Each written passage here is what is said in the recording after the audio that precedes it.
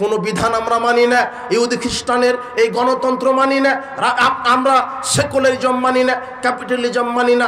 আগামীতে আমরা বাংলাদেশে দেখতে চাই স্রেফ ইসলাম, ইহুদি খ্রিস্টানের কোনো মতবাদ আমরা এক সেকেন্ডের জন্য কোনো মুসলমান মানতে রাজি নয়। এই কথা তুমি স্লোগান তোলো, স্লোগান উঠাও, সকল বিধান বাতিল করো, ওহির বিধান কায়েম করো, এই স্লোগান উঠাও। যখন এই দেশ থেকে, পৃথিবী থেকে সকল বিধান বাতিল হবে, সে যেদিন ওহির বিধান কায়েম হবে, ইসলামের বিধান যেদিন কায়েম হবে, আর এই দেশ মুসলমানের দেশ, এই দেশে নেতা হবে এ দেশের হকপন্থী আলেম ওলামা। কিভাবে ইহুদি খ্রিস্টানের তৈরি করা নেতৃত্ব চলে, সংবিধান চলে, যেই নেতারা সালাত আদায় করে না, ইসলাম মানে না, আল্লাহ পরকালের চিন্তা নাই, এই লোকেরা নেতৃত্ব দিবে কেন? বাংলাদেশ মুসলমানের এই দেশে যারা নেতৃত্ব দিবে তারা হবে আলেম, আর এই দেশের সংবিধান থাকবে কোরআন হাদিস। এই দেশ যখন কোরআন হাদিসের দেশ হবে, মানুষ নিরাপত্তা পাবে, মানুষ জানের নিরাপত্তা পাবে, মালের নিরাপত্তা পাবে, মানুষ সংবিধানের নিরাপত্তা পাবে, মানুষ সম্পদের নিরাপত্তা পাবে, নারী তার সতীত্বের নিরাপত্তা পাবে, মানুষ তার জীবনের নিরাপত্তা পাবে। আজকে গোটা পৃথিবীতেই প্রায় ইহুদি খ্রিস্টানের ষড়যন্ত্র চলছে। মানুষের আইন দিয়ে যতদিন মানুষ পরিচালিত হবে, মানুষ ততদিন কোনো কিছুর নিরাপত্তা পাবে না। আজকে আপনি রাতে দিনে রাস্তা দিয়ে চলেন, মানুষের জীবনের গ্যারান্টি নেই। দিনে দুপুরে ছুরি দিয়ে জবহ করে, পাথর দিয়ে মাথা ফাটিয়ে, গুম করে মানুষকে হত্যা করা হচ্ছে। মুহাম্মদ সাল্লাল্লাহু আলাইহি ওয়াসাল্লাম আলীকে বলেছিলেন, আলী লা তাদা তিমসালান ইল্লা তামাসতাহু ওয়ালা কবরান মুশরিফান ইল্লা সাওয়াইতাহু। আলী, যত ছবি মূর্তি আছে, খানকা মাজার ওরস দরগা আছে, উঁচু কবর আছে, উঁচু মূর্তি আছে, সব লাথি মেরে ভেঙে দিয়ে মাটি সমান করে দাও। আলী রাদিয়াল্লাহু আনহু তাই করেছিলেন। বাংলাদেশের এই যুবকদের ভিতরে সঠিক আকীদা মানহাজ যেদিন ঢুকবে, শুধু হিংসার বশবর্তী হয়ে ওই নেতার মূর্তি ভাঙবে না, এই যুবকের একদিন বাংলাদেশ থেকে খানকা মাজার পীর মুরিদের 12টা বাজিয়ে ছেড়ে দিবে ইনশাআল্লাহ, যখন আকীদা মানহাজ শিখবে। এই জন্য মুসআব বিন উমাইরের মতো দরকার। আল্লাহ সুবহানাহু ওয়া তাআলা কোরআন মাজিদে যুবকদের কিছু ঘটনা, কিছু ইতিহাস তুলে ধরেছেন, যাতে করে পৃথিবী যতদিন টিকে থাকবে ততদিন একদল যুবক এই ইতিহাস থেকে শিক্ষা গ্রহণ করে তারা জাতির অন্যায়ের বিরুদ্ধে লড়বে, জাহেলিয়াতের বিরুদ্ধে লড়বে, শিরক ও বিদআতের বিরুদ্ধে লড়বে, আল্লাহ এবং তার রাসূলের পক্ষে কথা বলবে, কোরআন এবং সহিহ সুন্নাহর পক্ষে কথা বলবে, দ্বীনের দাওয়াত দিবে। এই জন্য আল্লাহ সুবহানাহু ওয়া তাআলা তিনি কোরআন মাজিদে যুবকদের ব্যাপারে আলোচনা করেছেন। নবী করিম সাল্লাল্লাহু আলাইহি ওয়াসাল্লাম যুবকদের ব্যাপারে খুব বর্ধিত আকারে তিনি আলোচনা করেছেন। আদম আলাইহিস সালাম থেকে নিয়ে আজ পর্যন্ত পৃথিবীর ইতিহাসে যত সংস্কার হয়েছে, যত জাহেলিয়াতের অমানিসা অন্ধকারপূর্ণ সমাজ, যেই সমাজে হত্যা, জুলুম, নির্যাতন, নিষ্পীষণ, বেহায়াপনা, বেলাল্লাপনা, অশিক্ষা, কুশিক্ষা, হত্যা, ধর্ষণ, সুদ, ঘুষ, জেনা, ব্যভিচার, মাদক, জুয়া, আল্লাহ ছাড়া অন্যের আইন, নবীদের ছাড়া অন্য কোনো নেতার আদর্শ যখন এই জাতির উপরে মাথা চাড়া দিয়েছে, তখনই মুখে কলমে হোক, মিডিয়ায় হোক, আদম থেকে নিয়ে আজ পর্যন্ত, এখান থেকে নিয়ে কিয়ামত পর্যন্ত সমাজ সংস্কারের গুরু দায়িত্ব পালন করে আসছে যুব সমাজ। যুবকদের দ্বারাই জাহেলিয়াত দূর হয়েছে, যুবকদের দ্বারাই সমাজের বুক থেকে অন্যায় নির্মূল করা সম্ভব হয়েছে, যুবকদের দিয়েই ইসলামের বার্তা, তাওহীদের বার্তা সামাজিক জীবনে প্রতিষ্ঠা করা সম্ভব হয়েছে। আজও আমরা বিশ্বাস করি, যদি যুব সমাজ ঐক্যবদ্ধ হয়ে কোরআন এবং সহিহ হাদিসকে আঁকড়ে ধরে, আল্লাহর তাওহীদকে আঁকড়ে ধরে, মুহাম্মদ সাল্লাল্লাহু আলাইহি ওয়াসাল্লামের আদর্শকে আঁকড়ে ধরে দিন রাত সংস্কারে যদি ঝাঁপিয়ে পড়ে, আজ ওই দেশের মানুষ জুলুম মুক্ত হবে, নিষ্পেষণ মুক্ত হবে, অন্যায় অবিচার মুক্ত হবে, দেশে আল্লাহর বিধান কায়েম হবে। এই জন্য যুবকদের প্রতি আমরা আহ্বান জানাই, ইয়া মাশারাশ শাবাব, হে যুব সমাজ, তোমরা জাহেলিয়াতের অমানুষা আদর্শকে পায়ের তলে পিষ্ট করে ইসলামের ছায়াতলে চলে এসো। জাহেলিয়াতকে তোমরা কবর দাও। আল্লাহ সুবহানাহু ওয়া তাআলা কোরআন মাজিদে বলছেন, আফা হুকমাল জাহেলিয়াতি ইয়াবগুন, পৃথিবীর মানুষ, তোমরা কি জাহেলিয়াতের রীতিনীতিকে ভালোবাসো?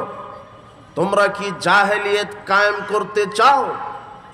ওয়ামান আহসানু মিনাল্লাহি হুকমান লিকওমিন ইউকিনুন, অথচ আল্লাহর চাইতে উত্তম বিধানদাতা আর কে হতে পারে?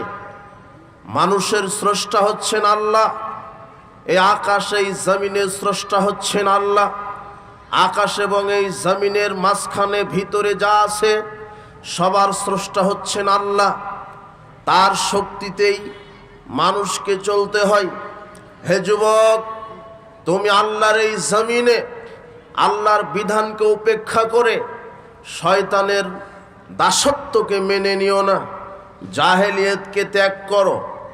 আব্দুল্লাহ ইবনে আব্বাস রাদিয়াল্লাহু আনহু বলছেন, জাহেলিয়াত এত খারাপ। জাবের ইবনে আব্দুল্লাহ রাদিয়াল্লাহু আনহু বলছেন, নবী করিম সাল্লাল্লাহু আলাইহি ওয়াসাল্লাম বিদায় হজের ভাষণে জাতির সামনে যেই বক্তব্য দিয়েছিলেন, তার এক অংশে ছিল, আইয়ুহান নাস, হে পৃথিবীর মানব মণ্ডলী, আলা কুল্লি শাইইন মিন আমরিল জাহিলিয়াতি তাহতা কদামাইয়া মাউদু, আমি মুহাম্মদ সাল্লাল্লাহু আলাইহি ওয়াসাল্লাম জাহেলিয়াতের যত রীতিনীতি সব কিছুকে আজকে কবর দিলাম। আজকে মক্কা বিজয় হয়েছে, মদিনা বিজয় হয়েছে, আমি মুহাম্মদ সাল্লাল্লাহু আলাইহি ওয়াসাল্লাম মদিনার রাষ্ট্রপতি। আজকে ইসলাম সাংবিধানিকভাবে কায়েম হয়েছে। আমি মুহাম্মদ সাল্লাল্লাহু আলাইহি ওয়াসাল্লাম বিদায় হজের ভাষণে মক্কা বিজয়ের পরে জাতির সামনে আজকে ঘোষণা দিয়ে দিলাম, জাহেলিয়াতকে আমি কবর রচনা করে দিলাম। সর্বপ্রথম আমি যেই জাহেলিয়াতকে পায়ের নিচে কবর দিলাম, তা হচ্ছে আমার তৈরি করা, আমাদের বাপদাদার তৈরি করা সুদী অর্থনীতি। সুদ হলো জাহেলিয়াত, সুদ ভক্ষণ করা জাহেলিয়াত। আজকে ৯৫% মুসলিম দেশে অর্থনীতির ভূখণ্ড, অর্থনীতির মূল যে দেশটা বাংলাদেশ, এই দেশের মূল অর্থনৈতিক ভিত্তিটাই সুদী অর্থনীতি। এটা কি করে হতে পারে? যেই দেশের ব্যাংক ব্যবস্থা, যেই দেশের অর্থ ব্যবস্থা, যেই দেশের পুঁজি অর্থ ব্যবস্থা, পুঁজিবাদী অর্থনীতি, সুদ ভিত্তিক অর্থনীতি।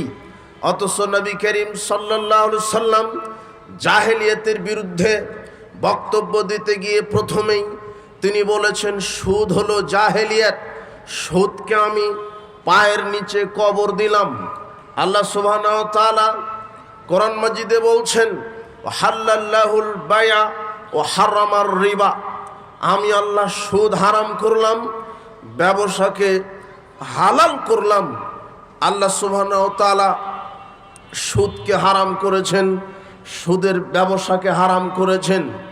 এরপরে তিনি বললেন, ছবি মূর্তি হারাম, এগুলি জাহেলিয়াত।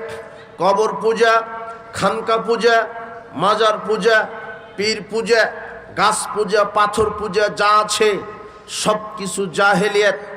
এরপরে তিনি বললেন অশ্লীলতা, বেহায়াপনা, গান বাজনা এগুলি হলো জাহেলিয়াত। তিনি বললেন মানুষকে অন্যায়ভাবে হত্যা করা জাহেলিয়াত, বেহায়াপনা, বেপরদায় চলা এগুলি হলো জাহেলিয়াত। নবী করিম সাল্লাল্লাহু আলাইহি ওয়াসাল্লাম বিদায় হজের ভাষণে জাহেলিয়াতের বিরুদ্ধে বক্তব্য দিয়েছেন। সারা পৃথিবীতে আদম থেকে নিয়ে আজ পর্যন্ত যত নবী রাসূল এসেছেন, আদম থেকে নিয়ে মুহাম্মদ সাল্লাল্লাহু আলাইহি ওয়াসাল্লাম পর্যন্ত যত নবী রাসূল পৃথিবীতে এসেছেন সবাই জাহেলিয়াতের বিরুদ্ধে বক্তব্য দিয়েছেন, অন্যায়ের বিরুদ্ধে লড়েছেন, অন্যায়ের বিরুদ্ধে বক্তব্য দিয়েছেন, জাহেলিয়াতের বিরুদ্ধে বক্তব্য দিয়েছেন।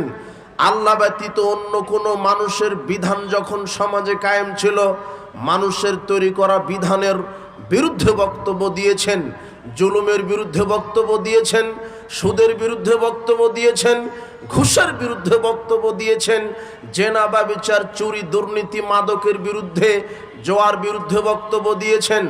আমরা যদি সেই মুহাম্মদ সাল্লাল্লাহু আলাইহি সাল্লামের উম্মাত হতে চাই তাহলে আমাদেরকে মুহাম্মদ সাল্লাল্লাহু আলাইহি সাল্লামের ভাষাতেই কথা বলতে হবে।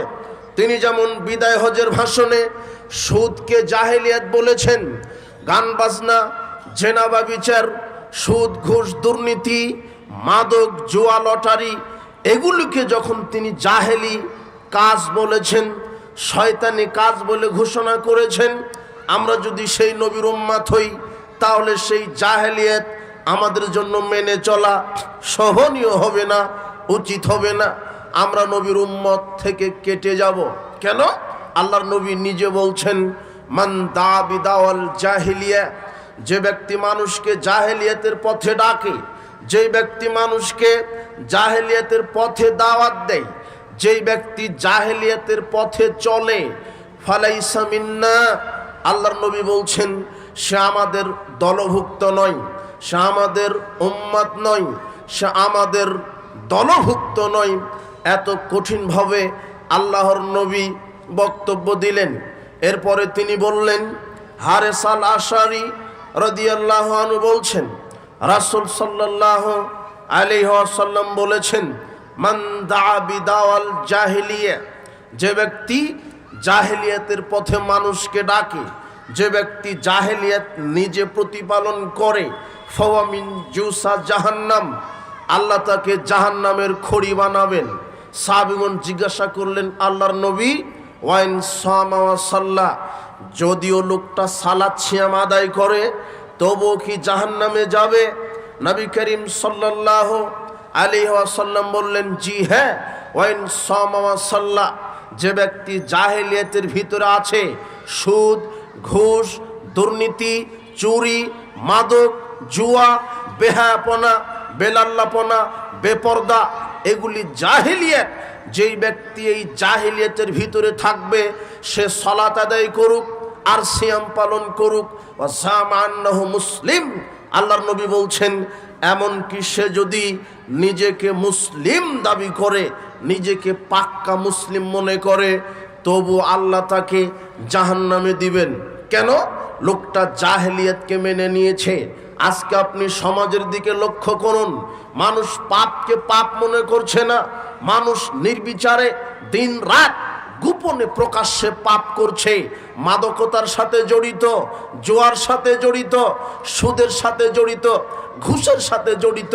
সুদী ব্যাংকার সুদী মহাজন সে মনেই করে না যে আমি এটা সুদের সাথে জড়িত আছি, আমি পাপ করছি।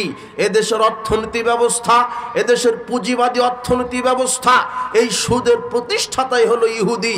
আল্লাহর নবী বলছেন ইন্না বানি ইসরাঈলা তাফাররাকাত আলা সিনতাইনা সাবিনা মিল্লাতান, বানি ইসরাইল বিভক্ত হয়েছে 72 ফিরকায়, ওয়া তাফতারিকু উম্মতি আলা 73 মিল্লাতান, আর মুসলমানেরা বিভক্ত হবে 73 ফিরকায়। আল্লাহর নবীর পূর্বের বক্তব্যে বলে গেছেন লাইয়াতি আন্না আলা উম্মতি মা তাআলা বানি ইসরাইল, আমার উম্মতের ওই অবস্থা হবে যে অবস্থা বানি ইসরাইলের হয়েছিল। হাজওয়ান নাআল বিন নাআল, যেমন দুই পায়ের জুতা সমান, ঠিক ইহুদি খ্রিস্টান যেমন হবে আমার মুসলিম উম্মত তেমন হবে।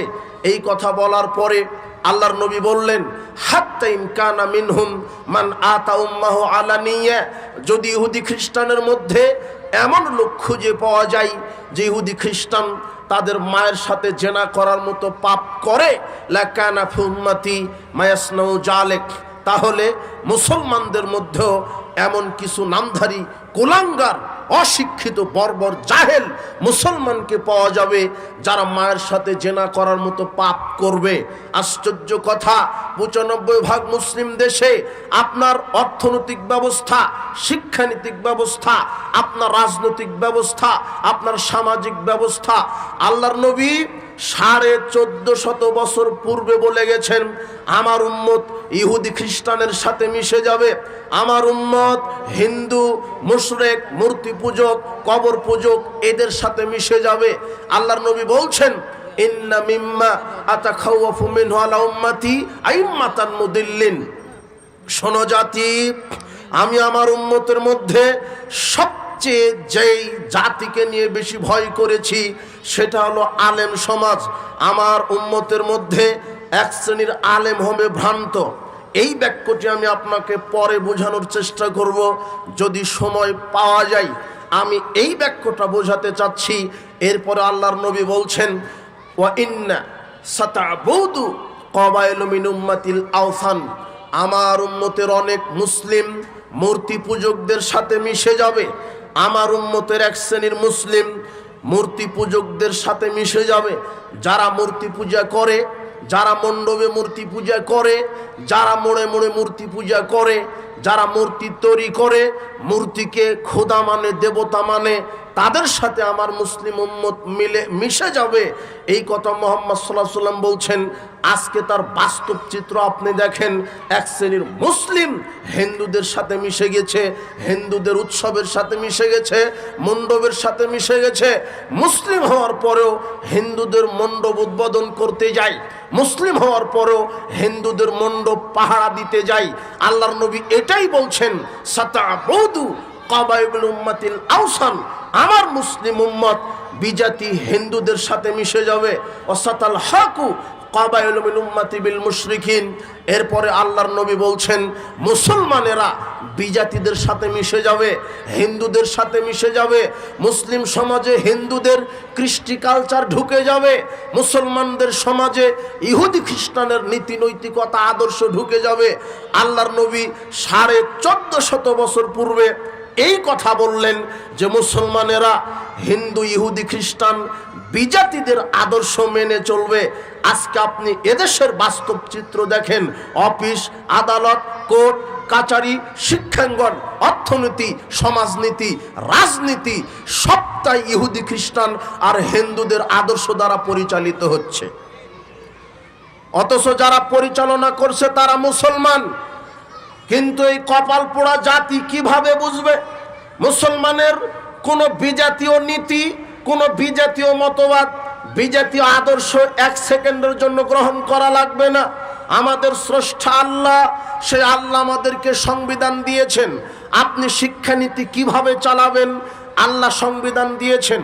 আপনি সমাজনীতি কিভাবে চালাবেন, সমাজকে কিভাবে পরিচালনা করবেন, আপনি রাষ্ট্রকে কিভাবে পরিচালনা করবেন, আপনি অর্থনীতিকে কিভাবে পরিচালনা করবেন, আপনি অফিস আদালত কোর্ট কাচারি কিভাবে পরিচালনা করবেন, আপনি শিক্ষা প্রণয়ন করবেন কিভাবে, আপনি রাজনীতি করবেন কিভাবে, সবটাই আল্লাহ কোরআন এবং হাদিস অনুযায়ী মানুষকে বলে গেছেন। কিন্তু মুসলমান আজকে অর্থনীতি সমাজনীতি রাজনীতি সামাজিক নীতি শিক্ষানীতি অফিস আদালত কোর্ট কাচারি সব জায়গাতে আপনি নামে মাত্র মুসলিম, শুধু মসজিদ মাদ্রাসা আল্লাহকে মেনে চলেন, কিন্তু আপনার অর্থনীতিতে আল্লাহর বিধান নেই। আপনি অর্থনীতিতে একটা সুদখোর, আপনি রাজনীতিতে একটা কুফরি শিরকি মতবাদে রাজনীতি করেন। তার একটা গণতন্ত্র, তার একটা সেকুলার, তার একটা কমিউনিজম, তার একটা ক্যাপিটালিজম, তার একটা ডেমোক্রেসি। এই ইহুদি খ্রিস্টানের তৈরি করা ভ্রান্ত কুফরি শিরকি মতবাদে আপনি রাজনীতি করছেন। অথচ আপনি মুসলিম, আপনার রাজনীতিতে আল্লাহর বিধান নেই, আপনার আইনে আপনার সংবিধানে আল্লাহর বিধান নেই। কোর্টে আল্লাহর বিধান চলে না বাংলাদেশে, আপনার সমাজে আল্লাহর বিধান চলে না, আপনার রাজনীতিতে আল্লাহর বিধান নেই, আপনার সামাজিক জীবনে আল্লাহর বিধান নেই, আপনার শিক্ষানীতিতে আল্লাহর বিধান নেই, আপনার অর্থনীতিতে আল্লাহর বিধান নেই। আছে কার বিধান? ওই যে ব্রিটিশ ইংরেজদের ইহুদি খ্রিস্টানের তৈরি করা বিধান। আপনি নামে মাত্র মুসলিম কিন্তু আপনার কর্ম হলো ইহুদি খ্রিস্টান। এই কথাই আল্লাহর নবী বলছেন যে আমার মুসলিম উম্মতেরা ইহুদি খ্রিস্টানের সাথে মিশে যাবে। ইহুদি খ্রিস্টান যেমন 72 কাতারে বিভক্ত হয়েছিল, আমার মুসলমানেরা 73 কাতারে বিভক্ত হবে। ইহুদি খ্রিস্টানের যেমন কৃষ্টি কালচার হবে, মুসলমানদের তেমন হবে। এই কথা বলতে বলতে আল্লাহর নবী বলছেন দুই পায়ের জুতা যেমন সমান, দুই পায়ের জুতা যেমন সমান হবে, ইহুদি খ্রিস্টান হিন্দু যেমন হবে, মুসলমানেরা তেমন হবে। এই কথা বোঝাতে গিয়ে আরো একটা উদাহরণ আল্লাহর নবী দিয়েছেন। ইহুদি খ্রিস্টান যদি মায়ের সাথে জেনা করার মতো পাপ করে, মুসলমানেরাও মায়ের সাথে জেনা করার মতো পাপ করবে। তাই তো আল্লাহর নবী বলছেন দিরহামু রিবা ইয়াকুলহু রাজুল ওয়া ইয়ালাম আসাদ্দু মিন সিদ্দাতি সালাসিনা জিনিয়াতান। কোন ব্যক্তি, কোন মুসলমান, কোন পুরুষ ব্যক্তি যদি জেনে শুনে 1 টাকা সুদ খায়, তাহলে সে 36 বারেরও বেশি জেনা করার মতো পাপ করলো। আবু হুরায়রা রাদিয়াল্লাহু আনহু বলছেন রাসূল সাল্লাল্লাহু আলাইহি ওয়াসাল্লাম বলেছেন আর রিবা 70 জুজান, সুদের 70 রকমের পাপ আছে। যে ব্যক্তি 1 টাকা সুদের সাথে জড়িত আছে তার 70 রকমের পাপ হচ্ছে। 1 টাকা সুদের সাথে যে জড়িত আছে তার 70 রকমের পাপ হচ্ছে। আইসারুহা আয়ানকাহার রাজুল উম্মাহু, সুদের সবচেয়ে ছোট পাপ হলো নিজের মায়ের সাথে জেনা করা। এটা হলো সুদের সবচেয়ে ছোট পাপ। আজকে অফিস, আদালত, কোর্ট কাচারি, আপনার অর্থনীতি, রাজনীতি, সব জায়গাতে সুদী অর্থনীতি চলে। আপনার নরসিংদী জেলাতে যত বড় বড় ব্যবসায়িক আছে সবাই সুদী ব্যাংক থেকে নিয়ে লোন নিয়ে ব্যবসা করছে। এদের কারো ব্যবসা হালাল নয়। যা তো আপনি দেখছেন, এমনকি পানের দোকান থেকে শুরু করে, পানের দোকানটাও দিয়েছে ব্যাংক থেকে লোনের টাকা দিয়ে। ব্যাংকের লোন কি জাকাতের টাকা? জি না, বাংলাদেশ ব্যাংক জাকাতের টাকা দেয়। এই কথা শয়তান বিশ্বাস করবে না। ওরা বসে আছে সুদি টাকা দেওয়ার জন্য। সুদ হারাম। আল্লাহ বলছেন আমি সুদ হারাম করলাম, সুদের ব্যবসা হারাম করলাম। আপনি মুসলিম, সুদি মহাজন যে বসে আছে সেও মুসলিম। এরা বলে না কেন যে সুদকে হারাম ঘোষণা করতে হবে? এই জন্য আপনি প্রস্তুতি নেন। হে যুব সমাজ, তুমি মাদকতার কাছে ইমানকে বিক্রি করে ফেলেছ। মাদক খাও, তুমি মদ খাও, তুমি এই যে মোড়ে মোড়ে ঘুরো, দোকানপাটে ঘুরো, রাস্তাঘাট দখল করেছ, তুমি মাদকে আসক্ত হয়েছ। আল্লাহ বলছেন ইয়া আইয়ুহাল্লাযিনা আমানু ইন্নামাল খামরু, হে বিশ্বাসীগণ আমি মদ হারাম করে দিলাম। আল্লাহর নবী বলছেন মাসকারা কাসরুহু ফাকালিলহু হারাম। যেই জিনিসটা বেশি পরিমাণ খেলে বিবেকের ক্ষতি হয়ে যায়, যেটা বেশি খেলে মানুষের মাতলামি চলে আসে, তার অল্পটাও হারাম। তাই আমরা বলে দিয়েছি বিড়িতে মদ আছে, সিগারেটে মদ আছে, গুল খাওয়া, জর্দা খাওয়া, আলাপাতা খাওয়া, এর ভিতরে মাদক আছে, নেশা আছে। জর্দা বেশি পরিমাণ খেলে মাথা পাগলামি শুরু করে দেয়। তাই জর্দার একটা দানা হারাম। যারা জর্দা খায় পান দিয়ে তারা চিবিয়ে খায়, যারা সিগারেট খায় তারা জর্দা আগুন দিয়ে পুড়িয়ে খায়। বস্তু একই। আলাপাতা, গুল, জর্দা, বিড়ি, সিগারেট, এর ভিতরে নেশা আছে, এর ভিতরে মদ আছে। ইয়াবা নেশাদার দ্রব্য, গাঁজা নেশাদার দ্রব্য, প্যাথেডিন, বিয়ার, হুইস্কি যা আছে সব নেশাদার দ্রব্য। হেরোইন, প্যাথেডিন, হুইস্কি যা আছে, যেটা রাসায়নিক বলেন, যেটা প্রাকৃতিক বলেন। আজকে সমাজে মানুষ মদ খায়, মদকে হালাল মনে করে নিয়েছে, পাপ মনে করে না। হে যুবক, তুমি দিনরাত মাদকে আসক্ত, মনে রেখো আল্লাহ মদ হারাম করেছেন। তুমি সিগারেট থেকে শুরু করে ছোট ছোট মাদকে আসক্ত হয়ে আজকে বড় মাদক সেবন করো। যেই ব্যক্তিটা আজকে ইয়াবাখুর হয়েছে সে প্রথম শুরুই করেছিল সিগারেট দিয়ে। তাই বলতে পারবো সমস্ত মাদকের মূল হচ্ছে সিগারেট। সিগারেট থেকে শুরু করে সে বড় মদখুর হয়। সিগারেট হারাম, বিড়ি হারাম, জর্দা হারাম। আল্লাহর নবী বলছেন ইন্নাল্লাহা ইযা হারামা আলা কওমিন আকলা শাই, আল্লাহ যখন কোনো জাতির উপরে কোনো জিনিসকে খাওয়া হারাম করেন, ফাহাররামা আলাইহিম সামানাহু, তার ব্যবসাকে হারাম করেন। আল্লাহ যখন কোনো জিনিস কোনো জাতির জন্য খাওয়া হারাম করেন, তার ব্যবসাকে হারাম করেন। শুকর হারাম, তার ব্যবসা হারাম। রক্ত হারাম, তার ব্যবসা হারাম। শুকর হারাম, তার ব্যবসা হারাম। রক্ত হারাম, তার ব্যবসা হারাম। কুকুর হারাম, কুকুরের ব্যবসা হারাম। ব্যভিচার, পতিতালয়, এগুলি জেনা ব্যভিচার হারাম। পতিতালয়ের নারী দেহ বিক্রি করে, এইটা হারাম। আপনার এই মৃত প্রাণী হারাম, মৃত প্রাণীর ক্রয় বিক্রয় করা হারাম। সুদ হারাম, সুদের ব্যবসা হারাম। বিড়ি সিগারেট জর্দাগুল ইয়াবা ফেন্সিডিল হারাম। বিড়ি সিগারেট জর্দাগুল বিক্রি করাও হারাম। আজকে আপনি দেখেন আপনার এই নরসিংদী জেলাতে যে যত বড় মুদির দোকানদার, সে তত বড় বিড়ি সিগারেটের বিক্রেতা। ওর দোকানে বিড়ি সিগারেট বিক্রি করে, জর্দা বিক্রি করে। হে ব্যবসায়িক, আমি আপনাকে সম্মান দিই, ব্যবসাকে হালাল করুন। আপনি এক প্যাকেট সিগারেট বিক্রি করেন, ওটা হলো হারাম।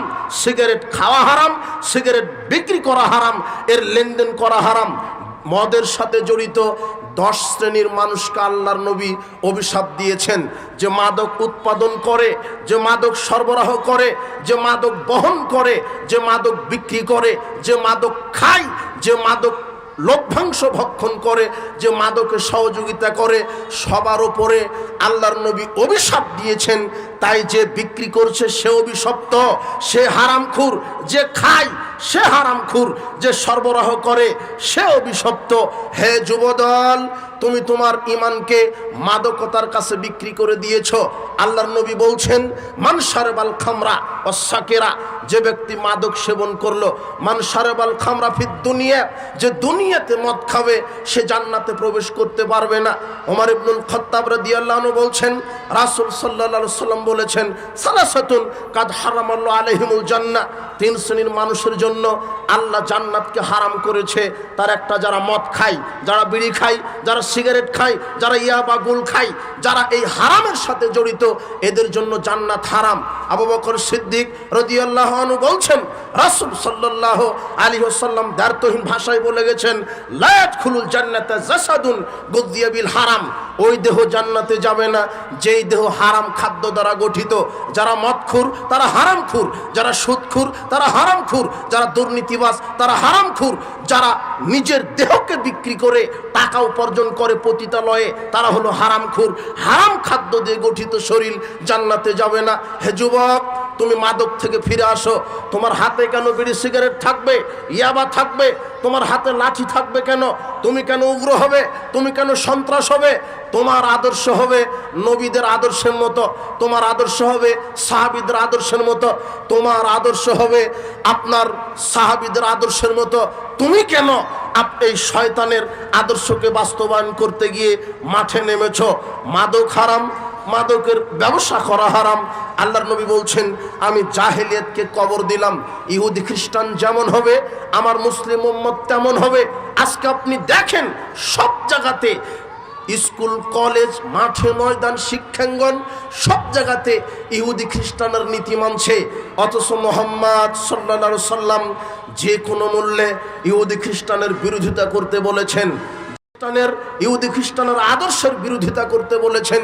কিন্তু আপনি মুসলিম, আপনার সব কিছুই চলে, কোর্ট চলে, কাচারি চলে, অফিস চলে, আদালত চলে, শিক্ষা ব্যবস্থা চলে, এমনকি শিক্ষা সিলেবাসটা প্রণয়ন করা হয়েছে এই ইহুদি খ্রিস্টান বিজাতিদের নীতিতে। এই জন্য আল্লাহর নবী বলছেন ইহুদি খ্রিস্টান যেমন হবে আমার মুসলিম উম্মত তেমন হবে। ইহুদি খ্রিস্টান 72 ফেরকায় বিভক্ত হয়েছিল, মুসলমানেরা 73 ফেরকায় বিভক্ত হবে। কুল্লুহুম ফিন্নার, 72 ফেরকা মুসলমান জাহান্নামে যাবে। শোনেন উপস্থিত বৈঠকের মুসলিম দিনী ভাই বোন, যারা বিজাতি, যারা বেঈমান, যাদের প্রতি দিন নাই, ধর্ম নাই, কর্ম নাই, আল্লাহ নাই, পরকাল নাই, রাসূলের আদর্শ নাই, তারা তো জাহান্নামে যাবে। আল্লাহর নবী তিরমিজির 2641 নম্বর হাদিসে বলছেন, 73 কাতার মুসলমানের মধ্যে 72 কাতার মুসলমানেরা জাহান্নামে যাবে। তো আপনি মুসলিম, আপনি কোন মুসলিম? আপনার জীবনে যদি রাসূলের আদর্শ না থাকে, হে যুবক, তোমার আদর্শ হবে একজন মানুষের আদর্শ। আল্লাহ সুবহানাহু ওয়া তাআলা কোরআন মাজিদে বলছেন, লাকাদ কানা লাকুম ফি রাসূলিল্লাহি উসওয়াতুন হাসানা। আল্লাহ বলছেন একজন ব্যক্তির আদর্শ আমি দিলাম, যার নাম মুহাম্মদ সাল্লাল্লাহু আলাইহি সাল্লাম।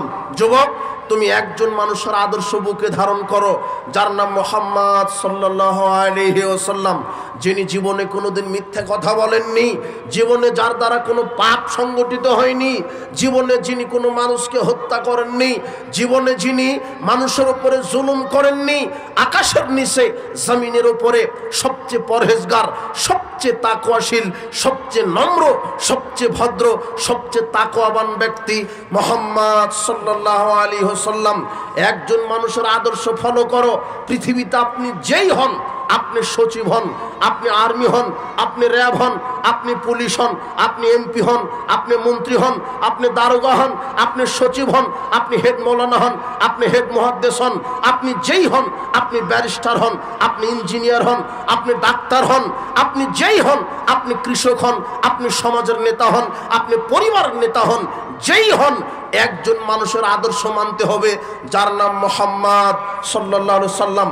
আল্লাহ বলছেন, মান ইউতির রাসূলা ফাকাদ আতা আল্লাহ, যে রাসূলের ইত্তেবা করলো সে যেন স্বয়ং আল্লাহরই ইত্তেবা করলো।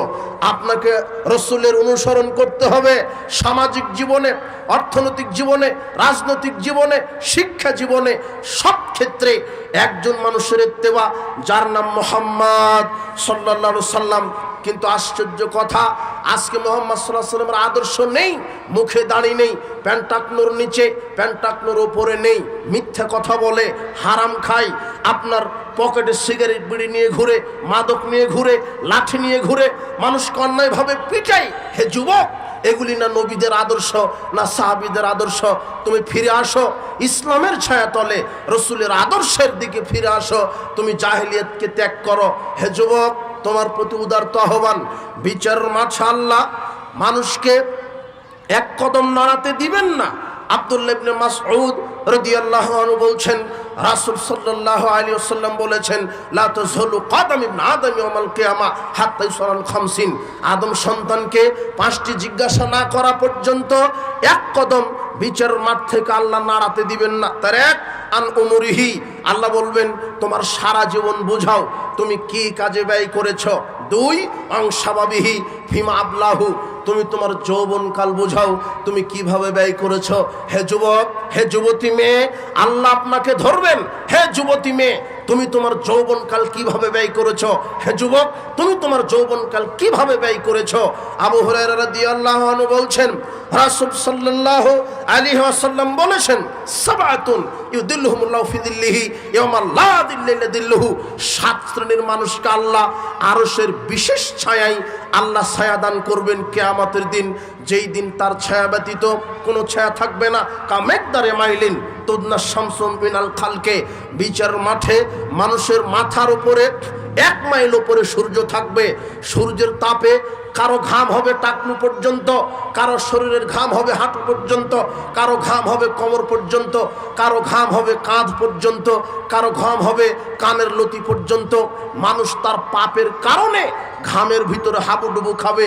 ওই সময়তে আল্লাহ 7 শ্রেণীর মানুষকে আল্লাহ তার বিশেষ আরশের ছায়ায় ছায়া দান করবেন। তার এক হচ্ছে ইমামুন আদেল, ন্যায়পরায়ণ শাসক। ইমামুন আদেল, ন্যায়পরায়ণ শাসক। ন্যায়পরায়ণ শাসককে, ন্যায়পরায়ণ শাসক, ন্যায়পরায়ণ সত্যবাদী, আমানতদার, বিশ্বস্ত শাসক। সে মেম্বার হোক, চেয়ারম্যান হোক, এমপি হোক, মন্ত্রী হোক, দারোগা হোক, সচিব হোক, র্যাব হোক, কমিশনার হোক, এসপি হোক, যেই হোক, যে যেখানে দায়িত্বশীল, সে যদি ন্যায়ের ভিত্তিতে, সে যদি সত্যবাদিতার ভিত্তিতে, সে যদি আপনার বিশ্বস্ততার ভিত্তিতে, সে যদি আল্লাহর বিধানের ভিত্তিতে রাষ্ট্র পরিচালনা করে, নেতৃত্ব দেয়, তাহলে হবে সে হবে ন্যায়পরায়ণ শাসক, যে কোরআন হাদিস দিয়ে সমাজকে পরিচালনা করে। ন্যায়পরায়ণ শাসক সেই যে কোরআন হাদিস দিয়ে রাষ্ট্র পরিচালনা করে। ন্যায়পরায়ণ শাসক সেই যে কোরআন হাদিস দিয়ে মানুষকে পরিচালনা করে। ন্যায়পরায়ণ শাসক সেই যে কোরআন হাদিস দিয়ে রাষ্ট্রকে পরিচালনা করে, অর্থনীতি পরিচালনা করে, শিক্ষানীতিকে পরিচালনা করে, যার ভিতরে আমানতদার আছে, খেয়ানতদার নাই, দুর্নীতি নাই, চুরি নাই, মানবতা বিরোধী কোনো কাজ নাই। যে সত্য কথা বলে এমন সেই ব্যক্তিটাই হলো ন্যায়। আল্লাহর নবী বলছেন, ন্যায় পরায়ণ শাসককে আল্লাহ বিচারের মাঠে আরশের নিচে জায়গা করে দিবেন। কেন? যেই ব্যক্তিটা ন্যায় পরায়ণ হবে সে তার দ্বারা অন্যায় হবে না, সমাজে ন্যায় প্রতিষ্ঠা হবে, সালাত প্রতিষ্ঠা হবে, যাকাত প্রতিষ্ঠা হবে, সিয়াম প্রতিষ্ঠা হবে, পর্দা প্রতিষ্ঠা হবে, আল্লাহর বিধান প্রতিষ্ঠা হবে। এই জন্য আল্লাহর নবী বলছেন ন্যায় পরায়ণ শাসক। এই জন্য এদেশের যারা শাসকবর্গ আছেন তাদের প্রতি বিশেষ নসিহা, আপনি নেতা হন, আপনি কুফর আকীদার ভিত্তিতে নেতা হবেন না। আপনি নেতা হন, আপনি কোনো বিজাতি ইহুদি খ্রিস্টানের নেতার মতো নেতা হবেন না। আপনি নেতা হন, আপনি উমর রাদিয়াল্লাহু আনহুর মতো নেতা হন, আপনি নেতা হন আবু বকর রাদিয়াল্লাহু আনহুর মতো নেতা হন, আপনি নেতা হন জিয়াদ খালিদ বিন ওয়ালিদের মতো নেতা হন, আপনি নেতা হন সালাউদ্দিন আইয়ুবের মতো নেতা হন, আপনি নেতা হন খাব্বাব বিন আরাতের মতো নেতা হন, আপনি নেতা হন ওমর ইবনুল খাত্তাবের মতো নেতা হন, আপনি নেতা হবেন আলীর মতো নেতা। যদি ওমরের মতো নেতা হন তাহলে আল্লাহ আপনাকে আরশের নিচে জায়গা দিবে। ওমর কেমন নেতা? ওমর নেতা ছিলেন অর্ধ পৃথিবীর যিনি খলিফা, অর্ধ পৃথিবীর যিনি রাষ্ট্রপ্রধান, অর্ধ পৃথিবীর যিনি প্রধানমন্ত্রী, তার নাম হচ্ছে ওমর। তার ভিতরে জবাবদিহিতা ছিল। ওমর রাদিয়াল্লাহু আনহু বলছেন, শোনো পৃথিবীর মানুষে আমার জাতি, আমি আল্লাহকে এতটাই ভয় করি, আজকে যদি ফোরাত নদীতে একটা কুকুর না খেয়ে মারা যায় এই জন্য আল্লাহ আমাকে ধরবেন।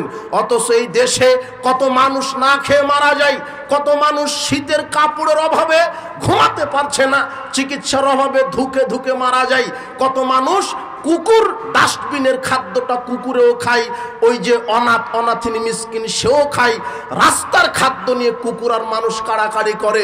আর ওই সময়তে বাংলাদেশের অধিকাংশ দুর্নীতি বা সুর নেতারা জনগণের টাকা চুরি করে বিদেশে পাচার করে।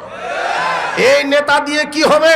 হে এমপি, হে মন্ত্রী, হে মেম্বার, হে চেয়ারম্যান, আপনি নেতা হবেন ওমরের মতো। ওমর ইবনুল খাত্তাব রাতের আধারে রাষ্ট্র পরিচালনা করেছেন, মানুষের গরিব দুঃখী মানুষের বাড়িতে বাড়িতে খাবার পৌঁছে দিয়েছেন। একদিন ওমর ইবনুল খাত্তাব বলছেন, আমি রাত্রের আধারে বের হলাম, আমার রাষ্ট্রের কে অভুক্ত আছে, কে অসুস্থ আছে। ওমর ইবনুল খাত্তাব, আপনি কি মনে করেছেন বক্তব্য শুনছেন এতটুকুনি? জি না, উমর এত বড় নেতা, অর্ধ পৃথিবীর যিনি মন্ত্রী, অর্ধ পৃথিবী যাকে থরথর করে কাঁপে, তার নাম উমর। এই লোকটা রাতের আধারে চলে গেছে একটা দারিদ্র মিসকিনের বাড়িতে, দেখে তাঁবুর ভিতর থেকে কান্নার আওয়াজ আসে, ছোট ছোট বাচ্চারা কান্না করে। ওমর বলছে, কাঁদে কেন? বুড়ি মা বলছে, আমার বাচ্চারা ক্ষুধার জ্বালায় কান্না করছে। ওমর ইবনুল খাত্তাব বলছে, খাদ্য দাওনি কেন? বুড়ি মা বলছেন, শোনেন, আপনি কি? আমি তো চিনতে পারলাম না, আমি এখানে এসেছি এখানকার মন্ত্রীর কাছে, সকালে যাব খাদ্য নেওয়ার জন্য, আমার বাড়িতে খাদ্য নেই, আমার বাচ্চারা ক্ষুধার জ্বালায় কান্নাকাটি করে। ওমর ইবনুল খাত্তাব বলছে, আপনি কি রান্না করছেন? বুড়ি মহিলা বলছে, শোনেন, আমি এই পাতিলে পানি দিয়েছি অর্ধেক আর পাথর দিয়েছি অর্ধেক, দিয়ে নাড়াচাড়া করছি আর বাচ্চাদেরকে মিথ্যা কথা বলছি যে, বাচ্চারা, হে আমার সন্তান, গোস্ত রান্না হচ্ছে, একটু পরেই তোমরা খাবে, পেট ভরে খাবে, ঘুমাবে। সান্ত্বনা দিচ্ছি যাতে করে কাঁদতে কাঁদতে ঘুমিয়ে যাই, কিন্তু বাচ্চাদের পেটে ক্ষুধা, ঘুম আসে না। ওমর ইবনুল খাত্তাব এই বক্তব্য শোনার পরে তিনি বলছেন, মনে হচ্ছে যেন আমার পায়ের তলা থেকে মাটি খসে যাচ্ছে। অর্ধ পৃথিবীর খলিফা, তিনি চলে গেলেন খাদ্য গুদামে। তিনি খাদ্য গুদামে গিয়ে বলছেন, আসলাম, তুমি এই আটার বস্তাটা আমার কাঁধে ঝুলিয়ে দাও, তরি তরকারি প্যাকেট করো, তুমি ঝাল লবণ প্যাকেট করো, তরি তরকারি প্যাকেট করো, আটার বস্তাটা আমার কাঁধে ঝুলিয়ে দাও। আসলাম নামের খাদেম বলছে, জনাব, আমি তো আটার বস্তা বহন করার জন্য আপনার খাদেম একজন আছি, আপনি বহন করবেন কিভাবে? তখন ওমর বলছেন, যেই দৃশ্যটা দেখে এসেছি এই দৃশ্যের পাপের বোঝা আমাকে বিচার মাঠে বহন করতে হবে, তোমাকে হবে না, তাই আমার বোঝা আমাকে বহন করতে দাও। শোনেন হে দেশের জনগণ, যে উমর ক্ষুধার্ত ব্যক্তিকে খাদ্য দেওয়ার জন্য আটার বস্তা নিজে কাঁধে বহন করে, সেই বাংলাদেশের এমপি, মন্ত্রী, মেম্বার, চেয়ারম্যান সেই আটার বস্তা তেল চুরি করে। এই নেতা দিয়ে কি হবে? আশ্চর্য কথা। আল্লাহর নবী বলছেন, ইমামুন আদেল, নাই পরায়ণ শাসককে আল্লাহ বিচার মাঠে জায়গা দিবে। আগামীতে নেতৃত্ব আসবে, আমরা বিশ্বাস করি। আগামীতে নেতৃত্ব আসবে আল্লাহ এমন নেতৃত্ব বাংলাদেশে দাও, এমন নেতাকে বাংলাদেশে পাঠাও, অভ্রান্ত সত্য নেতা, যিনি হবেন উমারের মতো, যিনি হবেন আবু বকরের মতো, যিনি কোরআন সুন্নাহ দিয়ে বাংলাদেশকে জাহেলিয়াত মুক্ত করবে, এমন অভ্রান্ত সত্য নেতা তুমি পাঠাও। তোমার দরবারে আমরা দোয়া করি, আল্লাহ কবুল করো। আগামীতে হে যুবক, তুমি এটা পারবে, তুমি প্রমাণ করেছ। তুমি রাস্তায় রক্ত দিতে শিখেছ, এটা আমরা জানি। তুমি রক্ত দিতে শিখেছ, তুমি মূর্তি ভাঙতে শিখেছ, তবে তোমাকে আর একটা শিখতে হবে। সেটা কি? তাওহীদের জ্ঞান। যদি পরিপূর্ণ ইসলামটা তুমি শিখতে পারতে, তাহলে আজকে তুমি বলতে কোনো বিধান আমরা মানি না, ইহুদি খ্রিস্টানের এই গণতন্ত্র মানি না, আমরা সেকুলারিজম মানি না, ক্যাপিটালিজম মানি না। আগামীতে আমরা বাংলাদেশে দেখতে চাই স্রেফ ইসলাম। ইহুদি খ্রিস্টানের কোনো মতবাদ আমরা এক সেকেন্ডের জন্য কোনো মুসলমান মানতে রাজি নয়। এই কথা তুমি স্লোগান তোলো, স্লোগান উঠাও, সকল বিধান বাতিল করো, ওহির বিধান কায়েম করো। এই স্লোগান উঠাও। যখন এই দেশ থেকে, পৃথিবী থেকে সকল বিধান বাতিল হবে, সে যেদিন ওহি বিধান কায়েম হবে, ইসলামের বিধান যেদিন কায়েম হবে, আর এই দেশ মুসলমানের দেশ, এই দেশে নেতা হবে এ দেশের হকপন্থী আলেম ওলামা। কিভাবে? ইহুদি খ্রিস্টানের তৈরি করা নেতৃত্ব চলে, সংবিধান চলে। যেই নেতারা সালাত আদায় করে না, ইসলাম মানে না, আল্লাহ পরকালের চিন্তা নাই, এই লোকেরা নেতৃত্ব দিবে কেন? বাংলাদেশ মুসলমানের এই দেশে যারা নেতৃত্ব দিবে তারা হবে আলেম, আর এই দেশের সংবিধান থাকবে কোরআন হাদিস। এই দেশ যখন কোরআন হাদিসের দেশ হবে, মানুষ নিরাপত্তা পাবে, মানুষ জানের নিরাপত্তা পাবে, মালের নিরাপত্তা পাবে, মানুষ সংবিধানের নিরাপত্তা পাবে, মানুষ সম্পদের নিরাপত্তা পাবে, নারী তার সতীত্বের নিরাপত্তা পাবে, মানুষ তার জীবনের নিরাপত্তা পাবে। আজকে গোটা পৃথিবীতেই প্রায় ইহুদি খ্রিস্টানের ষড়যন্ত্র চলছে। মানুষের আইন দিয়ে যতদিন মানুষ পরিচালিত হবে, মানুষ ততদিন কোনো কিছুর নিরাপত্তা পাবে না। আজকে আপনি রাতে দিনে রাস্তা দিয়ে চলেন, মানুষের জীবনের গ্যারান্টি নেই। দিনে দুপুরে ছুরি দিয়ে জবহ করে, পাথর দিয়ে মাথা ফাটিয়ে, গুম করে মানুষকে হত্যা করা হচ্ছে। আজকে মানুষের জীবনের গ্যারান্টি নেই। আপনার মেয়েটা স্কুল কলেজে গেছে সতীত্ব নিয়ে, সম্ভ্রম নিয়ে, ইজ্জত নিয়ে বাড়িতে ফিরবে, এই গ্যারান্টি আজ আর কেউ দিতে পারছে না। কেন? এই দেশে ইসলামের আইনই নেই। আজকে আপনি সম্পদ নিয়ে, পকেটে 5,000, 10,000, 5 লক্ষ টাকা নিয়ে আপনি নরসিংদী বাজার থেকে আপনি বাড়িতে যেতে পারবেন টাকা নিয়ে, এই গ্যারান্টি নেই। চুরি হচ্ছে, ছিনতাই হচ্ছে, রাহাজানি হচ্ছে, ডাকাতি হচ্ছে। কেন? এই দেশে ইসলামী বিধান নেই। কিন্তু ইসলামী বিধান যদি সংসদে থাকতো, কোরআন সুন্নাহ যদি সংসদে বসতো, আর এই দেশের হকপন্থী আলেম ওলামা যদি এমপি মন্ত্রী হতো, তাহলে আপনার স্ত্রী দুপুর 1টা কেন, রাত 1টা কেন, রাত 1টা দিয়ে রাস্তা দিয়ে আপনার স্ত্রী চলে যেত, কোনো পুরুষ তার শরীরে তা স্পর্শ করার ক্ষমতা পেত না। কেন? সংসদে আইন পাশ করা হয়েছে, বিবাহের পরে যদি কেউ জেনায় লিপ্ত হয়, তাহলে তাকে মাটিতে বুক পর্যন্ত গেড়ে দাও, পাথর মেরে মাথা ফাটিয়ে দাও। এই আইন যদি সংসদে কায়েম হয়, রাতারাতি বাংলাদেশ থেকে লুচ্চামি ডিলিট হয়ে যাবে। আপনার স্ত্রী নিরাপদে চলতে পারবে, আপনার মেয়ে নিরাপদে চলতে পারবে। কেন? সংবিধান হয়ে গেছে, বিবাহের পূর্বে যদি কেউ জেনায় লিপ্ত হয়, ওই যুবক যুবতীকে 100 লাঠি পিটিয়ে 1 বছর এলাকা ছাড়া করতে হবে। বিবাহের পরে যদি কেউ জেনায় লিপ্ত হয়, তার বেঁচে থাকার কোনো অধিকার নাই। আপনি আজকে বাংলাদেশ সংসদে কোরআন হাদিস বসিয়ে দেখেন, রাতারাতি জেনা বন্ধ হবে। কেন? ঢাকার নয়াপল্টন মাঠে লক্ষ কোটি মানুষের সামনে একজন জেনাকারকে বুক পর্যন্ত মাটিতে গেড়ে দিয়ে, পাথর মেরে মাথা ফাটিয়ে দিয়ে দেখেন। আর এটা আপনার নিউজ করেন, অডিও ভিডিও করে জাতিকে দেখিয়ে দেন, জাতির সামনে জেনাকারিনীর শাস্তি চোখে একদম নগদ দেখিয়ে দেন। এই আল্লাহর ভয়ে রাতারাতি জেনা ব্যভিচার বন্ধ হয়ে যাবে। এই জন্য কোরআন হাদিস সংবিধান হলে নারী তার সতীত্বের নিরাপত্তা পাবে। কোরআন হাদিস সংবিধান হলে সংসদ থেকে মদ হারাম ঘোষণা করা হবে, তখন আর মদ চলবে না। এদেশ এমন একটা দেশ, মদ লাইসেন্স দিয়ে মদ পান করে। এই দেশ এত বোকা দেশ। আরে যেই নেতা তোমার নেতৃত্বে আছে ওই নেতাও মদ খায়, যেই নেতা তোমার নেতৃত্বে আছে সেও জেনা করে। এই দেশে যখন চুরির বিধান কায়েম হবে, ইসলাম রাষ্ট্র সংসদ থেকে বলে দিবে আজ থেকে যদি কোনো চুর এবং চুন্নি ধরা পড়ে তার হাত কেটে দেওয়া হবে। সর্বপ্রথমই হাত কাটা হবে তোমারই এমপি মন্ত্রীর। এরাই বড় বড় চোর। এই জন্য এরা চায় না যে ইসলাম ক্ষমতায় আসুক। ইসলাম যদি রাজনীতিতে আসে তাহলে আমরা তো আর চুরি করতে পারবো না। যেই দেশে পিয়ন 400 কোটি টাকার মালিক হয় সেই দেশে এমপির অবস্থা কি? আপনি কি মনে করেন 1999 জন নেতার হাত থাকবে না যদি এই বিধান কায়েম করা হয়? এই জন্য চুরি বন্ধ হবে, জেনা বন্ধ হবে, মাদক বন্ধ হবে, শিরক বিদআত বন্ধ হবে যদি ইসলাম ক্ষমতায় আসে। সংবিধান যদি কোরআন হাদিস হয় আর তাকওয়াশীল পরহেজগার হকপন্থী আলেম ওলামা যদি এমপি মন্ত্রী হয়, আশ্চর্য কথা, দেশ মুসলমানের। এই পৃথিবী আল্লাহর, মানুষের স্রষ্টা আল্লাহর। এই আকাশ কার? আল্লাহ। জমিন কার? আকাশ থেকে বৃষ্টি দেন কে? ফসল দেন কে? আপনি চোখ দিয়ে দেখেন কার শক্তিতে? হাত দিয়ে আপনি মানুষ ধরেন, কাজ করেন কার শক্তিতে? আপনি পা দিয়ে চলেন কার শক্তিতে? যদি সব আল্লাহর হয় আইন চলবে কার? আপনি টাটকা মুনাফিক। আপনি চোখ দিয়ে দেখছেন আল্লাহর শক্তিতে, মুখ দিয়ে খান আল্লাহর শক্তিতে, হাত দিয়ে পা দিয়ে হাঁটেন আল্লাহর শক্তিতে। আপনি আল্লাহর শক্তি ছাড়া কিছুই করতে পারেন না। সেই মানুষ, 4 আঙ্গুল মানুষ, আপনি শুধু লাফান আর বলেন দেয়ার ইজ নো গড। বেটা তুমি মরো। আল্লাহ কাকে বলে? ফেরেশতা কাকে বলে? বিচারের মাঠ কাকে বলে? কিয়ামত কাকে বলে? জান্নাত কাকে বলে? জাহান্নাম কাকে বলে? দেহ শ্বাস থাকা অবস্থায় তো বুঝতে পারছো না। শ্বাস যখন বন্ধ হয়ে যাবে তখন ভালোভাবে টের পাবে আল্লাহু আকবার, আল্লাহ কত বড়, জাহান্নাম শাস্তি কত বড়। সাবধান।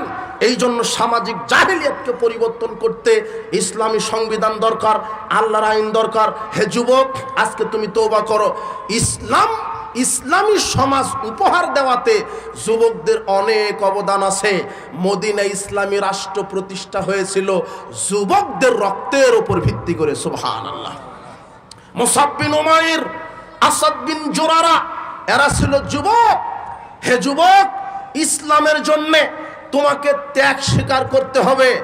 ইসলামের জন্য তোমাকে অর্থ ব্যয় করতে হবে, তোমাকে জান দিতে হবে, তোমাকে আচরণ, সদাচরণ, মানুষের সাথে সঠিক আচরণ বিসর্জন দিতে হবে।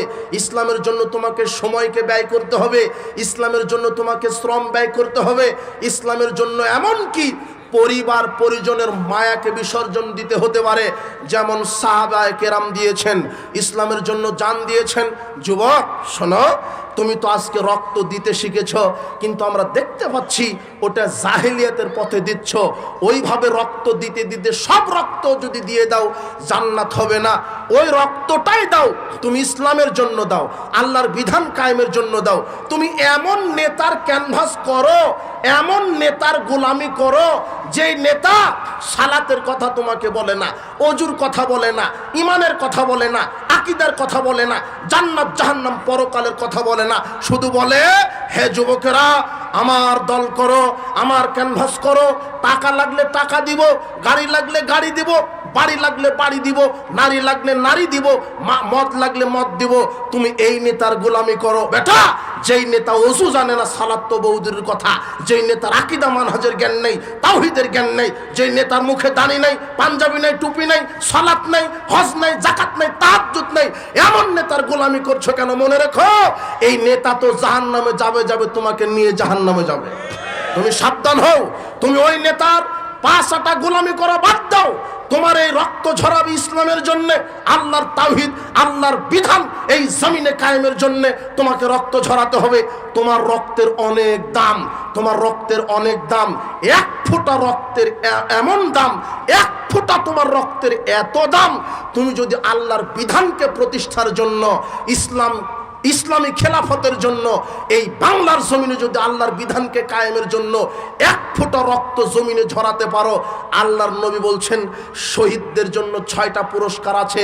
তার প্রথম পুরস্কার, শহীদদের শরীরের প্রথম রক্ত, 1 ফোঁটা রক্ত জমিনে পড়ার পূর্বেই আল্লাহ তার সব পাপ ক্ষমা করে দেন।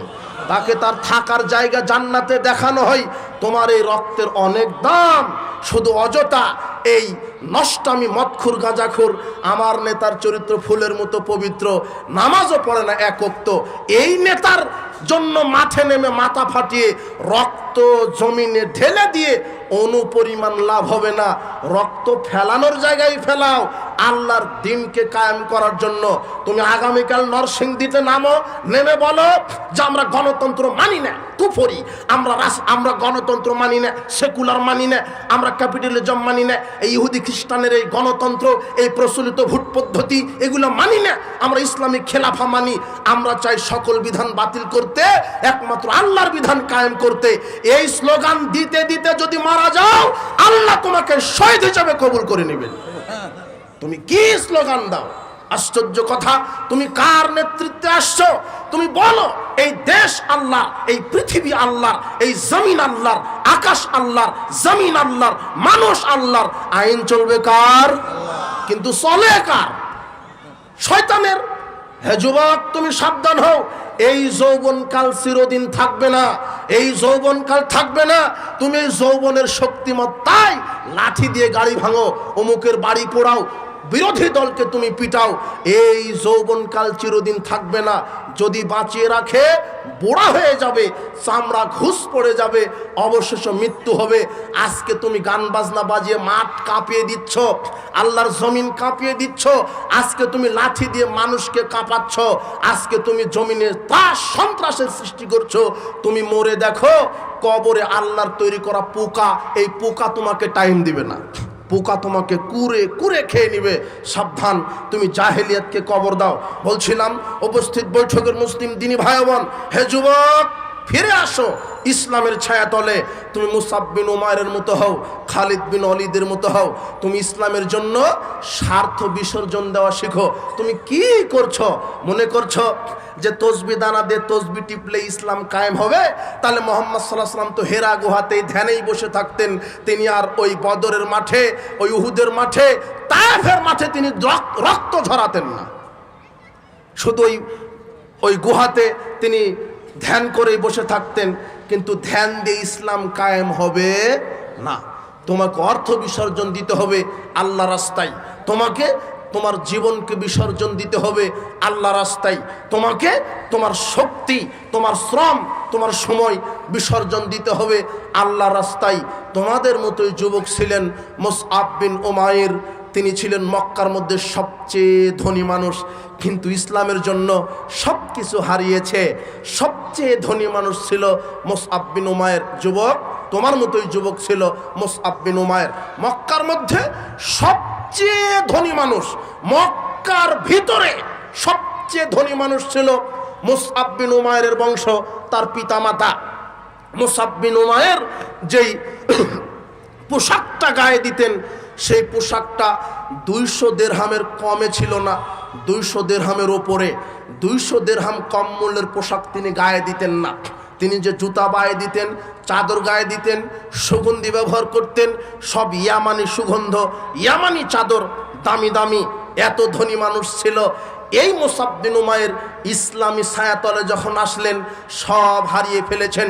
তিনি দুনিয়ার দিকে তাকাননি, পদমর্যাদার দিকে তাকাননি, মাল মর্যাদার দিকে তাকাননি, সংখ্যা গরিষ্ঠতার দিকে তাকাননি। তিনি হকটা যখন পেয়েছেন, বুক পেতে মেনে নিয়েছেন।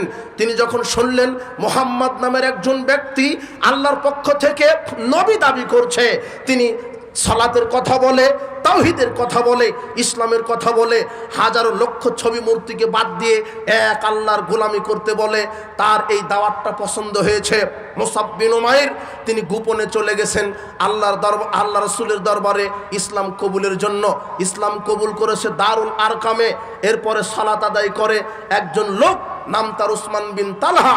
এই লোকটা দেখে ফেলেছে যে মুসআব বিন উমাইর গোপনে মুহাম্মাদের দলে চলে গেছে।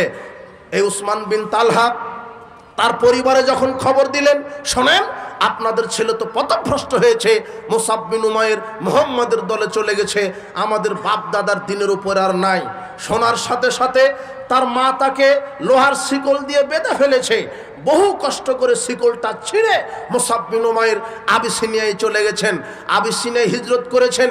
এক সময়তে পরিবেশ যখন খুবই জটিল ও কঠিন, তখন মুহাম্মদ সাল্লাল্লাহু আলাইহি ওয়াসাল্লাম বলছেন, মুসআব তুমি তো ইসলামের জন্য তোমার অর্থ সম্পদ পরিবারকে বিসর্জন দিয়েছ, তোমাকে আমি মুহাম্মদ সাল্লাল্লাহু আলাইহি ওয়াসাল্লাম মদিনার প্রথম দায়ী হিসেবে তোমাকে প্রেরণ করব। তুমি আজকে মদিনায় যাও, আসআদ বিন জুরারার নেতৃত্বে তুমি গোটা মদিনাবাসীতে ইসলামের দাওয়াত দিবে, আল্লাহর বিধান আল্লাহর তাওহীদের দাওয়াত দিবে। মুসআব বিন উমাইর চলে গেলেন মদিনায়। মদিনায় গিয়ে তিনি গোত্রে গোত্রে দাওয়াত দিচ্ছেন। একবার বনু আব্দুল আশহাল গোত্রের দুইজন নেতার কাছে দাওয়াত দিলেন। বনু ইবনে আব্দুল আশহাল গোত্রের উসাইদ বিন হুজাইর নামের একজন নেতা, সে বলছে, তুমি আমাদের এই সরলা দুর্বল লোকদেরকে বোকা পেয়েছ, তুমি চলে যাও, না হলে এই লোহার সাঁড়াশি দিয়ে তোমাকে হত্যা করব। মুসআব বিন উমাইর বলছে, আপনি বসেন, উত্তেজিত হয়েন না, আমার কথা ভালো লাগলে শুনবেন, না লাগলে শোনার প্রয়োজন নেই। উসাইদ বিন হুজাইর বসে পড়লেন। এরপরে মুসআব বিন উমাইর প্রথমেই কোরআন থেকে তেলাওয়াত করলেন। এরপরে বললেন, শোনেন, আপনারা যে শত শত মূর্তি পূজা করেন, খানকা মাজার পীর পূজা করেন, এগুলির কোনো ক্ষমতা নেই। একজন স্রষ্টা যার নাম আল্লাহ, তার ইবাদত করতে হবে। বহু ইলাকে বাতিল করে এক ইলার আনুগত্য করতে হবে, এক নবীর আদর্শ মানতে হবে। এটাই আমাদের ইসলাম। যেখানে চুরি নাই, যেখানে মদ হারাম, যেখানে মানুষের নিরাপত্তা দিতে পারে, এমন ইসলাম সর্বশ্রেষ্ঠ সর্বশেষ নবী মুহাম্মদ সাল্লাল্লাহু আলাইহি ওয়াসাল্লাম নিয়ে এসেছেন। উসাইদ বিন হুজাইর বলছে, তোমার কথা তো আমাকে পছন্দ হয়েছে। সাথে সাথে উসাইদ বিন হুজাইর পাশেই ছিল ঝর্ণা, ঝর্ণা সে গোসল দিয়ে কালেমা শাহাদাত পাঠ করে মুসলমান হয়ে গেলেন। সাদ বিন মুআজ তিনিও ছিলেন বনু আব্দুল আশহাল গোত্রের বড় নেতা। এরপর উসাইদ বিন হুজাইর বলছে, শুনেন, আপনি একটু যান, লোকটা তো ভালোই কথা বলছে, খারাপ কিছু বলেনি, আপনি একটু শুনে আসেন। সাদ বিন মুআজ এবারে গেছে, গিয়ে বলছেন, এই শোনো, তোমার এই দাওয়াত বন্ধ করো, তুমি আমার এই জাতিকে বিভ্রান্ত করছো কেন? একই ভাষায় মুসআব বিন উমাইর বলছে, আপনি বসেন, উত্তেজিত হয়েন না, আমার কথা ভালো লাগলে শুনবেন, না লাগলে শোনার প্রয়োজন নেই। এই কথা বলে মুসআব বিন উমাইর কোরআন তেলাওয়াত করলেন। এরপরে বললেন, শোনেন, বহু ইলাকে বাদ দিতে হবে, একজন ইলা আছে যিনি আকাশ জমিনের রব, যিনি আইনদাতা, যিনি বৃষ্টি দান করেন, যিনি রুজি দান করেন, যার শক্তিতে আমরা চলি, একমাত্র তাকেই সেজদা, তার নামেই কুরবানি, তার নামেই মানত, তার কাছেই প্রার্থনা, তার কাছেই দোয়া, তাকেই সেজদা করতে হবে, তাহলেই মানুষ নিরাপত্তা পাবে। সাদ বিন মুআজ বলছে, তোমার কথা তো ভালোই লাগলো। সাথে সাথে তিনি কালেমা পড়ে তিনিও মুসলমান হয়ে গেলেন। মুসলমান হওয়ার পরে বনু আব্দুল আশহাল গোত্রের সবচেয়ে বড় লিডারই ছিলেন সাদ বিন মুআজ। সাদ বিন মুআজ তার গোত্রের কাছে গিয়ে বলছেন, শোনো, আমার গোত্রের লোকেরা, হাজার হাজার জনগণ, সবার সামনে সাদ বিন মুআজ বক্তব্য দিচ্ছে, শোনো, আমি তোমাদের কাছে এতদিন নেতা হিসেবে কেমন ছিলাম। তখন হাজার হাজার লোক বলছে, আপনি আমাদের সামনে নেতা হিসেবে বিশ্বস্ত ছিলেন, আমরা আপনাকে বিশ্বাস করি, আপনি যা বলেন মিথ্যা বলেন না, আপনি যা বলেন সত্য বলেন, কাজে আপনি যা বলবেন আজকে মেনে নেওয়া হবে। তখন সাদ বিন মুআজ বলছে, ঠিক, আমি যা বলবো তা যদি মেনে না নাও, আমার সাথে তোমাদের সম্পর্ক কাট হবে, কথা বলা বন্ধ করে দিব। তখন বলছে, ঠিক আছে, আপনি আমাদের নেতা, যা বলবেন তাই হবে। সাদ বিন মুআজ বলছে, শোনো, বাপ দাদার এই শিরকি, এই জাহেলিয়াত, কবর পূজা, মাজার পূজা, মূর্তি পূজা, এগুলি ধর্ম নয়, আগুন পূজা, এগুলি ধর্ম নয়। এক আল্লাহর ইবাদত করতে হবে। আর একজন অভ্রান্ত সত্য নবী এসেছেন, যার নাম মুহাম্মদ সাল্লাল্লাহু আলাইহি ওয়াসাল্লাম, তার আদর্শে জীবন পরিচালনা করতে হবে। তোমরা আজকে ইসলাম কবুল করো। সাথে সাথে সাদ বিন মুআজের দাওয়াতে একটা গোত্রের হাজার হাজার নারী পুরুষ সাথে সাথে মুসলমান হয়ে গেলেন।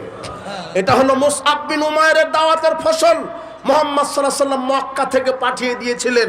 এইভাবে যখন মক্কাকে তিনি রেডি করলেন তাওহীদের উপরে, ইসলামের উপরে, গোটা মক্কা মদিনাবাসী, মদিনাকে যখন এইভাবে দাওয়াতের ফলশ্রুতিতে তিনি যখন রেডি করলেন, ইহুদি ব্যতীত বনু কায়নুকা, বনু কুরাইজা, বনু নজির, এই ইহুদিরা কিছু বিরোধিতা করেছিল, কিন্তু মুসআব বিন উমাইর এই যুবক তোমার মতোই যুবক ছিল। এই মুসাব বিন উমাইরের একজন যুবকের দাওয়াতের ফলশ্রুতিতে মুহাম্মদ সাল্লাল্লাহু আলাইহি ওয়াসাল্লামের হাত দিয়ে গোটা মদিনা আরববাসীকে আল্লাহ ইসলাম বিজয় দান করেছিলেন। ইসলামী রাষ্ট্র কায়েম হয়ে গিয়েছিল। এই জন্য বাংলাদেশে 100 জন যুবক প্রয়োজন নাই। একজন তাওহীদের উপরে একজন যুবক যদি রাত দিন তাওহীদের ঝান্ডা নিয়ে রাত দিন মাঠে ময়দানে কাজ করতে পারে আর বলতে পারে আমরা শয়তানের বিধান মানি না, ইহুদির বিধান মানি না, খ্রিস্টানের বিধান মানি না, আগামীতে আমরা মানব একমাত্র আল্লাহর বিধান, এই দেশ নেতৃত্ব দিবে আলেম ওলামা, সংবিধান হবে কোরআন হাদিস, আমরা আজও বিশ্বাস করি সেই মুসআব বিন উমাইরের মতো একজন যুবক যদি তাওহীদের আস্ফালন দেয়, বাংলাদেশেও রাতারাতি ইসলাম প্রতিষ্ঠা সম্ভব ইনশাআল্লাহ। বাংলাদেশেও সম্ভব।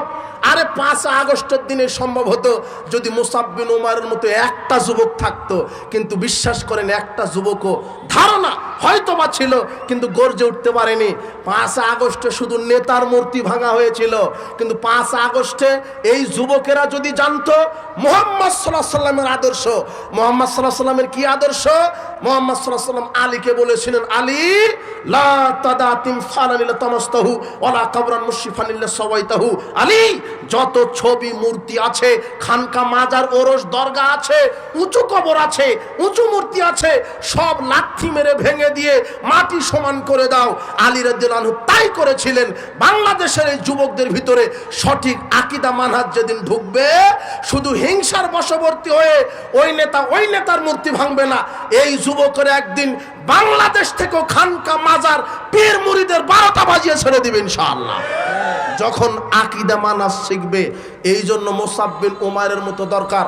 মুসাব বিন উমাইর এই যুবক ছিলেন যেই যুবক ইসলামের জন্য সব ব্যয় করেছে। শুনবে, এই মুসাব বিন উমাইর বদরের যুদ্ধে ছিলেন, এই মুসাব বিন উমাইর উহুদের যুদ্ধে ছিলেন।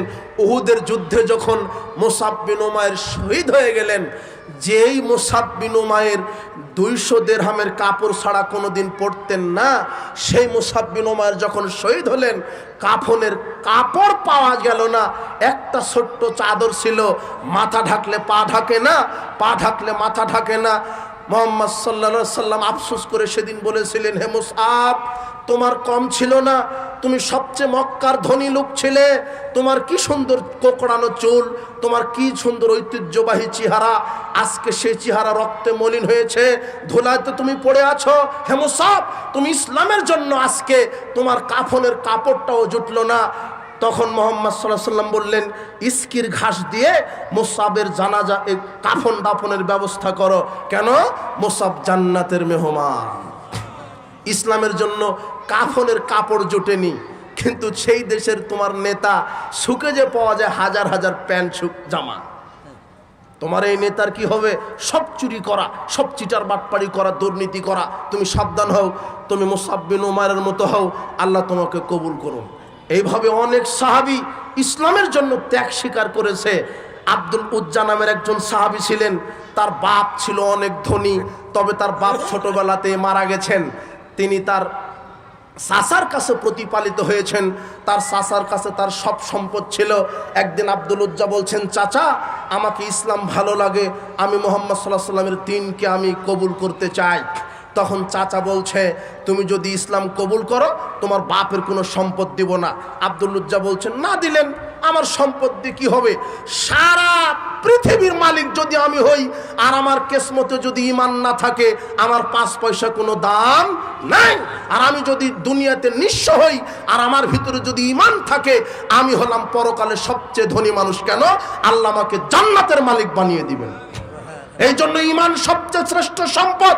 হে যুবক, তুমি ঈমানকে, এই ইহুদি খ্রিস্টানের এই বস্তা পোষা মতবাদকে প্রতিষ্ঠা করতে এই ঈমানকে তুমি বিক্রি করো না।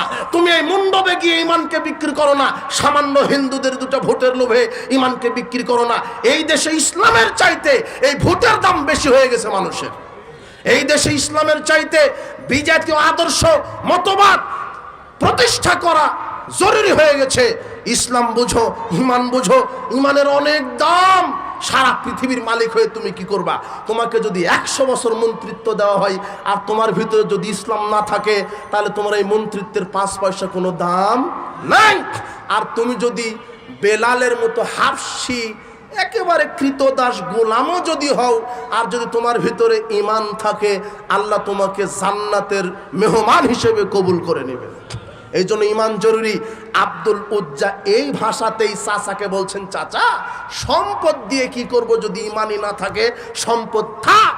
তখন চাচা বলছেন, পরনের যে লুঙ্গি আছে খুলে দাও। আব্দুল উজ্জা যুবক মানুষ, 20, 22, 26 বছরের যুবক, পরনের লুঙ্গিটাও খুলে দিলেন। উলঙ্গ, একেবারে নগদ উলঙ্গ, শরীর আর একটা পোশাক নাই। এই উলঙ্গ শরীর নিয়ে তিনি চলে গেছেন মায়ের কাছে। মা দেখার সাথে সাথে 2 চোখ চেপে ধরে বলছেন, বাবা বেটা তোমার এই অবস্থা কেন?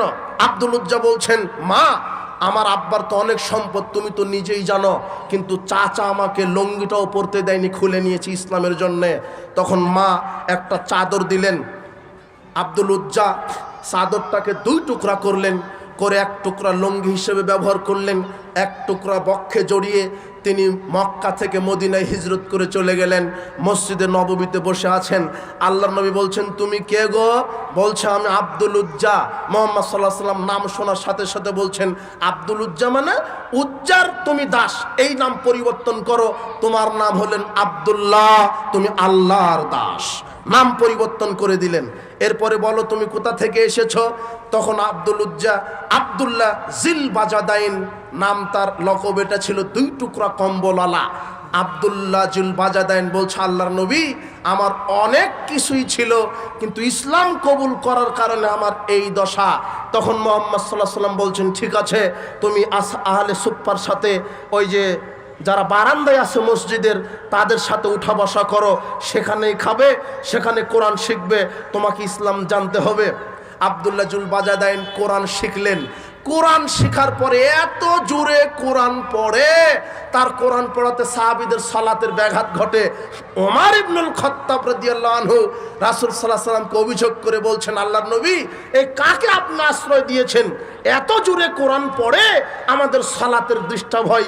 মুহাম্মদ সাল্লাল্লাহু আলাইহি ওয়াসাল্লাম বলছেন, ওমর ওকে আরো চিল্লায় কোরআন পড়তে দাও। কেন?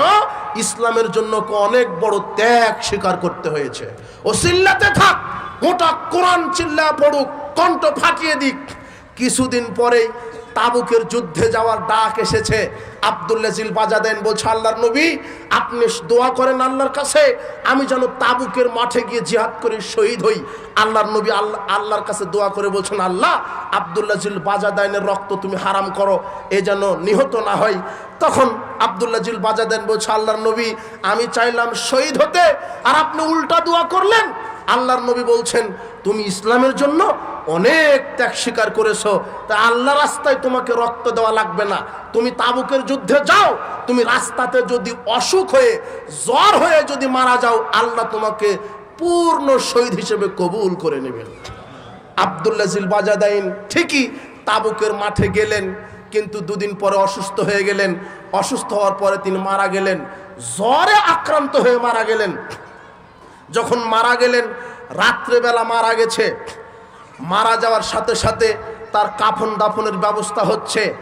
বাতিটা ধরে আছে বেলাল রাদিয়াল্লাহু আনহু, রাতে দাফন হচ্ছে। বাতি যিনি ধরে আছে হাতে, তার নাম বেলাল রাদিয়াল্লাহু আনহু, মুয়াজ্জিন বেলাল। আর 2 জন সাহাবী লাশটা কাঁধে বহন করে আছে। একজন সাহাবীর নাম আবু বকর, একজন সাহাবীর নাম উমার। বাতি ধরে আছে বেলাল, আর 2 জন সাহাবী লাশ বহন করছে, আবু বকর আর উমার। আর যিনি কবরে নেমে আছেন লাশটা ধরবেন, তার নাম মুহাম্মদ সাল্লাল্লাহু আলাইহি সাল্লাম। মুহাম্মদ সাল্লাল্লাহু আলাইহি সাল্লাম নিজে আব্দুল্লাহ জিল বাজাদাইনকে শুইয়ে বলছেন, আল্লাহ আমি আব্দুল্লাহ জিল বাজাদাইনের উপরে আজ থেকে সকাল থেকে সন্ধ্যা পর্যন্ত সন্তুষ্ট ছিলাম, তুমি সন্তুষ্ট থাকো। আবু বকর রাদিয়াল্লাহু আনহু চিৎকার করে বলছেন, ইয়া লাইতানি কুনতু সাহিবাল হুফরা, আল্লাহ আজকে যদি এই কবরবাসী আমি হতাম, আমার উপরে জান্নাত ওয়াজিব হয়ে যেত।